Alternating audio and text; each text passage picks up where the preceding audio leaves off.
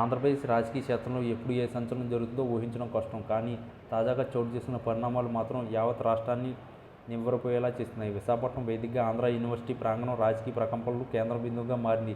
సాధారణంగా విద్యా సంబంధిత చర్చలు లేదా స్నాతకోత్సవాలతో కళకళలాడే ఈ విశ్వవిద్యాలయం ఒక్కసారిగా ఒక అసాధారణ కలయిక నేపథ్యంలో దద్దరిల్లిపోయింది. టాలీవుడ్ మాటలు మాంత్రికుడు త్రివిక్రమ్ శ్రీనివాస్ మరియు వైఎస్ఆర్ కాంగ్రెస్ పార్టీ అధినేత వైఎస్ జగన్మోహన్ రెడ్డి పేర్లు అక్కడ ఒక్కసారిగా వినిపించడంతో వాతావరణం వేడెక్కింది. వీరిద్దరి మధ్య ఏదో రహస్య ఒప్పందం కుదిరిందని లేదా రాజకీయ బాధ్యతలను త్రివిక్రమ్ భుజాన వేసుకున్నారనే ఊహాగానాలు గాలి వేగంతో వ్యాపించాయి. ఈ వార్త బయటకు రాగానే యూనివర్సిటీ విద్యార్థులతో పాటు రాజకీయ విశ్లేషకులు కూడా ఆశ్చర్యానికి గురయ్యారు. ఒకరు వెండితెరపై భావోద్వేగాలను పండించే మేధావి అయితే మరొకరు రాజకీయాల్లో చదరంగం ఆడే దిశాలి.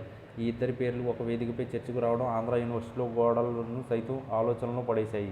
అయితే ఈ పరిణామంపై తెలుగుదేశం పార్టీ అధినేత నారా చంద్రబాబు స్పందించిన తీరు ఇప్పుడు చర్చనీయాంశమైంది. ఇప్పుడు అనుచిత ఆచితూచి మాట్లాడే చంద్రబాబు ఈ విషయంపై తనదైన శైలిలో వ్యంగ్యాసాలు విసిరారు. సినిమా స్క్రిప్టులతో రాజకీయాలు నడవని, ప్రజాక్షేత్రంలో ప్రజల సమస్యలు తెలిసిన వారే పట్టం కడతారని ఆయన అభిప్రాయపడ్డారు. జగన్ తన వైఫల్యాలను కప్పిపుచ్చుకోవడానికి ఎంతమంది త్రివిక్రములను తెచ్చుకున్నా ఆంధ్రప్రదేశ్ ప్రజలు వాస్తవాలను గమనిస్తున్నారని ఆయన హెచ్చరించారు.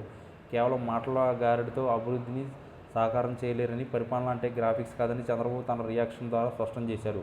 ఆయన మాటలో ఒక రకమైన ఆత్మవిశ్వాసం కనిపించినప్పటికీ ప్రతినిధి వ్యూహాన్ని ఆయన తక్కువ అంచనా వేయడం లేదని రాజకీయ విశ్లేషకులు భావిస్తున్నారు. యూనివర్సిటీలో విద్యార్థులు కేకలు, నినాదాలు ఒక పక్క హోరెత్తుతుంటే చంద్రబాబు మాత్రం చాలా నిశ్శబ్దంగా తన తదుపరి అడుగును సిద్ధం చేసుకుంటున్నట్లు కనిపిస్తుంది.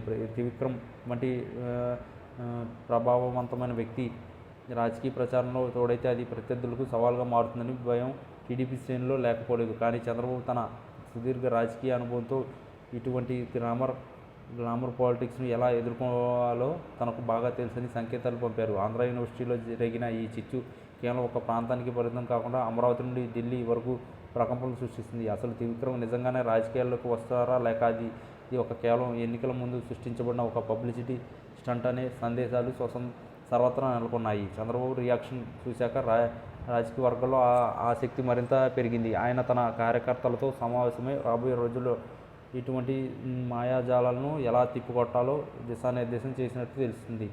మొత్తం మీద జగన్ త్రివిక్రమ్ కలయిక వార్త ఆంధ్ర యూనివర్సిటీకి ఒక రాజకీయ రణరంగా మార్చడమే కాకుండా రాష్ట్ర రాజకీయాల్లో ఒక కొత్త చర్చకు తెరలేపింది. ఇప్పుడు అందరి కళ్ళు తదుపరి అధికారిక ప్రకటనపై ఉన్నాయి. ఈ సంచలనం ఎంతవరకు వెళ్తుందో మరియు చంద్రబాబు తన చాణక్య నీతితో దీన్ని ఎలా అడ్డుకుంటారో చూడాలి.